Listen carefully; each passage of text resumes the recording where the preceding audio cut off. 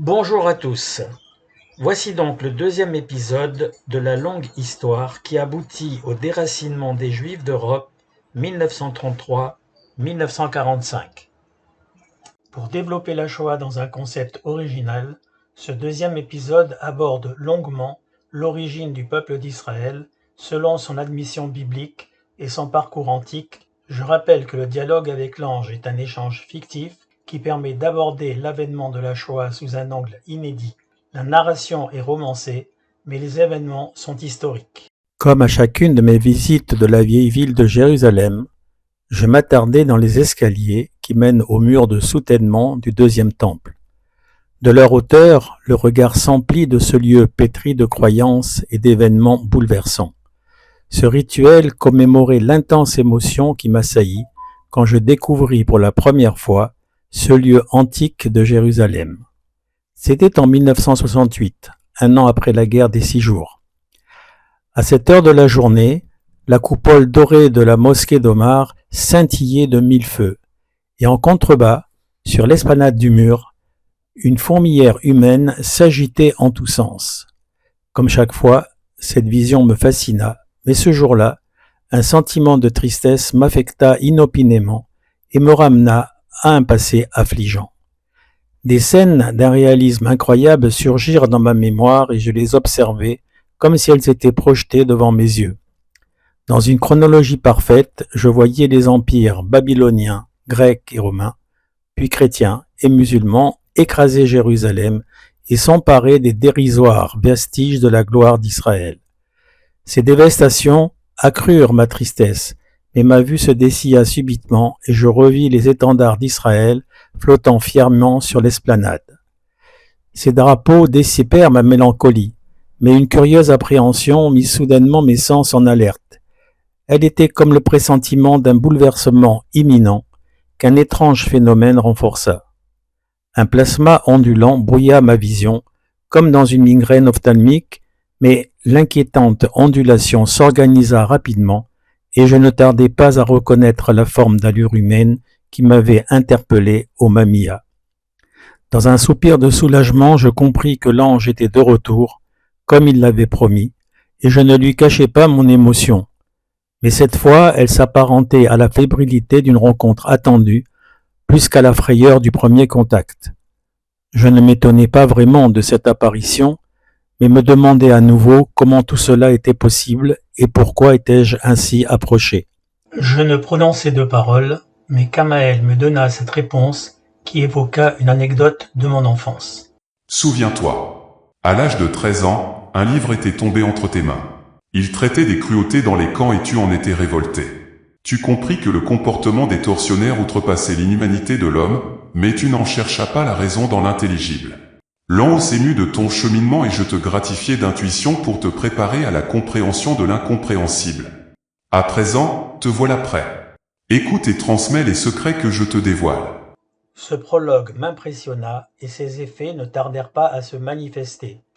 Mon corps se mit à frissonner, mes mâchoires à s'entrechoquer, mais l'ange ne s'en soucia pas et m'invita à m'asseoir sur une marche d'escalier. Il vint près de moi dans la familiarité d'une vieille connaissance, mais resta silencieux.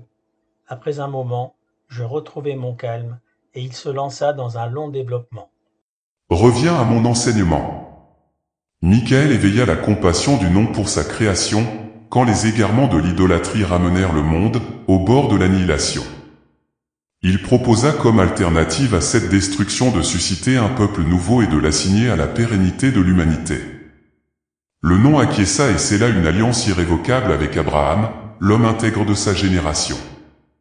Michael assista Sarah, stérile et avancée en âge, et elle conçut Isaac, selon ce que je te dévoilerai de notre essence. Ce fils légitime engendra Ésaü et Jacob, mais seul Jacob, le cadet des jumeaux, était dans la lignée de leur père Isaac. L'ange Israël vint éprouver Jacob, dans une confrontation nocturne et la combativité de ce fils se montra digne de ce redoutable adversaire. L'ange Israël investit Jacob de son attribut et le consacra par son nom, qui signifie « puissance du nom ». Jacob fut renommé Israël, mais ses 12 enfants se divisèrent et par la sanction de la famine, je les conduisais au pays d'Égypte pour les réconcilier sous l'autorité de leur frère Joseph, devenu vice-roi. Les enfants d'Israël s'attachèrent au faste de cette nation et fructifièrent. Ils s'identifièrent aux Égyptiens et ne connurent plus l'alliance de leur père. Michaël s'en affecta et se résolut à la ruine du monde, mais l'alliance d'Abraham, d'Isaac et de Jacob n'était pas révocable. Le nom me convoqua et pour la première fois, j'interférai dans l'inconscient d'une nation. J'endurcis le cœur de Pharaon et changeai le comportement de l'Égypte. Les enfants d'Israël ne furent plus agréés et déchurent de leur au poste, mais ils s'en accommodèrent et attendirent leur réhabilitation. Ils persistèrent dans l'assimilation et j'endurcis plus encore le cœur de Pharaon. La répression s'accrut et les enfants d'Israël furent isolés, traqués et réduits à la servitude dans toute l'Égypte. Le malheur était dans leur maison, l'accablement dans leur vie, mais ils se souvinrent de leur alliance et gémirent du plus profond d'eux-mêmes. Le nom entendit leurs plaintes et Moïse se leva en leur faveur. Mon serviteur demanda la libération de son peuple, mais j'obstinai Pharaon dans le refus et m'armai de représailles. Je convoquai les forces de la création et conformai les 10 plaies qui dévastèrent l'Égypte. Je manifestai ma détermination, jusque dans la mort des premiers-nés et Pharaon ne défia plus ma rigueur. Les enfants d'Israël sortirent de leur servitude sous la protection des armées du nom, et traversèrent la mer des Joncs, que j'ouvrais devant eux. Dans le désert, je leur confirmai l'alliance de leur père et leur dévoilai les commandements du nom, pour que perdure l'humanité dans le monde et la nation d'Israël, sur sa terre. Ce long discours était magistral et je retenais que les événements de l'Exode furent très éprouvants pour la nation égyptienne et marquèrent profondément la mémoire d'Israël. La fête de Pessah les commémore chaque année depuis plus de 3000 ans. Les enfants d'Israël étaient intégrés à l'Égypte et fructifiaient en toutes choses quand un nouveau pharaon monta sur le trône. Sans autre raison que le grand attachement des enfants d'Israël à l'Égypte, ce pharaon les stigmatisa et les soumit aux persécutions, exactions et servitudes. Je m'étonnais de ces générations d'Israël, intégrées à l'Égypte, comme plus tard à la Perse et aux nations d'Europe, et d'un pharaon nouveau, surgi pour les brimer. Les tourments s'accrurent, mais dans leur malheur, les descendants de Jacob se souvinrent de l'alliance de leur père et la revendiquèrent. Moïse, prince adoptif d'Égypte, découvrit inopinément son appartenance au peuple meurtri et organisa son exode. Dans le désert du Sinaï, il reçut les lois irrévocables de l'Alliance. Il en transmit une partie oralement et le reste fut compilé dans les rouleaux de parchemin qui constituent la Torah. Il engagea les enfants d'Israël à les observer scrupuleusement et avertit les générations qui s'en émanciperaient de très graves conséquences. J'ai entendu tes réflexions. Les enfants d'Israël sortirent du pays d'Égypte, mais s'effrayèrent de franchir les portes de Canaan et n'écoutèrent pas à la voix de Moïse. Ils voulurent rebrousser chemin, mais le nom s'en irrita et condamna cette génération à périr dans le désert. La nouvelle génération ne connut plus les tentations de l'Égypte et prit possession de la terre, que le nom promis à Abraham.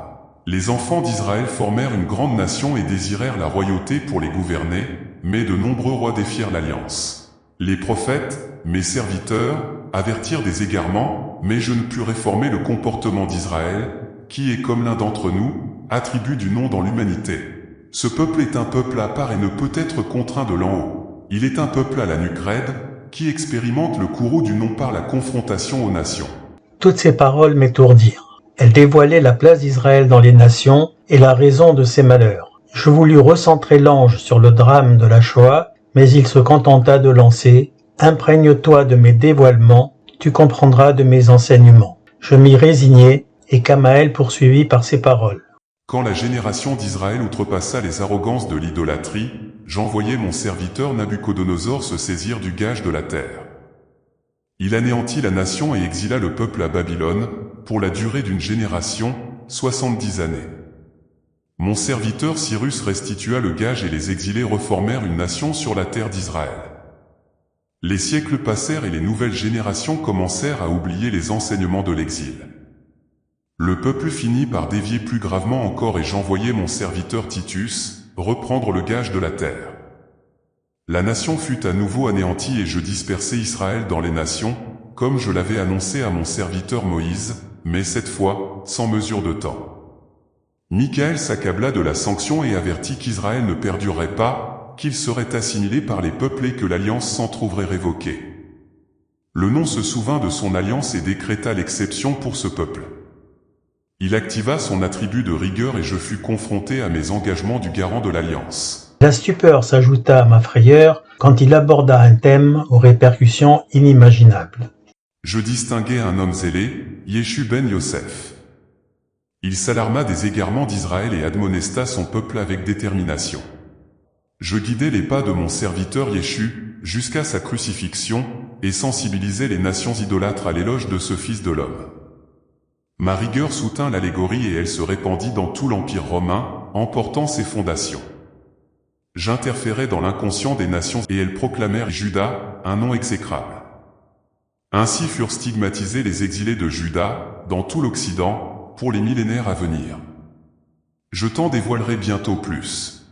J'étais abasourdi. Je ne pouvais imaginer l'inconscient apologétique chrétien conformé pour assurer la pérennité d'Israël dans son long exil. Je ne l'aurais pas admis si je ne l'avais entendu de l'ange lui-même. Kamaël dévoilait les ghettos en terre chrétienne et les mélas dans celle d'islam, érigés pour s'opposer à la dilution des Juifs exilés en leur sein. Je tremblais à ce que je devinais, mais Kamaël emporta mes doutes en poursuivant par ses paroles. Tu as avancé. J'insinuais cette hostilité dans l'inconscient des nations, pour être l'écrin d'Israël dans la dispersion. Je la formais de mon essence et la conformais de ma rigueur, et elle demeura incorruptible, identique à elle-même, dans tous les peuples et tous les temps de l'exil. Je n'eus pas à faire beaucoup d'efforts pour reconnaître dans cette hostilité l'antisémitisme, encore manifeste dans les nations, comme le relent persistant d'une odeur putride. Le terme d'antisémitisme est apparu en 1873 dans le pamphlet d'un journaliste de Hambourg, Wilhelm Marr, Victoire du judaïsme sur le germanisme. C'était la première fois qu'une appellation dédiée différenciait l'hostilité anti-juive du racisme commun. Je savais que Kamaël entendait mes pensées comme si je les prononçais et je ne fus pas vraiment surpris qu'il les poursuivît en ces termes. Je distinguais cet homme d'influence pour qu'il interpelle les enfants d'Israël assimilés à l'Allemagne. Je le chargeais d'en dénoncer l'inadéquation, mais rien ne les offusqua, pas même les références de ce contradicteur, marié par 3 fois à des filles d'Israël. Personne ne s'étonna des arguments que je lui inspirais et l'intégration des enfants d'Israël s'accrut. Mes avertissements n'alertèrent pas et je libérai mon serviteur. L'homme recouvrit son libre arbitre, s'excusa pour ses écrits et sermons, et ne se fit plus entendre. Je ressentis dans ces paroles une sorte de déception, mais la mention d'une intégration juive inappropriée à la nation allemande m'interpella. J'imaginais l'intention de cette remarque dans ce qui se passerait 60 années plus tard en Allemagne. L'abattement marqua mon visage, mais l'ange demeura impassible et se lança dans un nouvel enseignement, lourd de conséquences. Souviens-toi. Le nom attacha son alliance à Israël, et cette alliance à son éternité. Israël assume la pérennité de l'humanité, et ne peut disparaître dans les nations. L'alliance perpétue ce peuple, et ce peuple perpétue l'alliance. La responsabilité d'Israël est lourde, sa tâche frustrante, ses émoluments occultés, sa terre gagée, mais le nom transcende ce peuple dans l'humanité. Par l'hostilité singulière des nations, je le maintenais dans l'enclos de ses prérogatives. Kamaël évoquait l'exil romain et sa fidèle sentinelle, l'antisémitisme. Il confirmait la vocation singulière de cette hostilité, insinuée dans l'inconscient des nations, et confortait l'intuition de mes jeunes années. Très tôt, j'avais considéré l'antisémitisme comme une antipathie irascible, exprimée dans les apparences de la xénophobie, mais sans argument spécifique pour la soutenir. Je ne doutais plus d'un simulacre de racisme dans l'antisémitisme, mais le stratagème avait bien fonctionné. La pérennité d'Israël reposa longtemps sur un étiquetage racial fantasque. J'étais dans ces pensées quand l'ange rajouta. Tu as été attentif à tes intuitions et mis ta rationalité à l'épreuve. Tu t'es étonné de l'hostilité récurrente à l'encontre des enfants d'Israël, mais quand tu l'observas fidèle à elle-même, dans toutes les époques et toutes les nations, tu découvris ma rigueur dans la pérennité de ce peuple. J'avais été interpellé par les multiples facettes de l'antisémitisme, surtout la première, façonnée par l'Église. Elle imputait aux Juifs l'impossible crime de déicide, et cette accusation fantasque les marqua d'infamie perpétuelle qui les isola des chrétiens pendant près de 2 millénaires. L'humanisme des temps modernes abandonna l'aberration cléricale, mais suscita un nouvel antisémitisme fondé sur des griefs socio-économiques tout aussi extravagants. Les Juifs devinrent une entité occulte, rongeant les cohésions nationales, et cette perception contraria l'intégration juive qui suivit le décret d'émancipation de 1791. Pour appuyer mes réflexions, l'ange rajouta : En ces temps, je réformai l'inconscient des nations, et l'hostilité se conforma aux exigences de la pérennité d'Israël. Il validait la remarque de Théodore Mommsen, prix Nobel 1902 de littérature et spécialiste de la Rome antique, qui remarqua qu'après la destruction de la Judée, Israël ne partit pas seul en exil, mais accompagné de son frère jumeau, l'antisémitisme.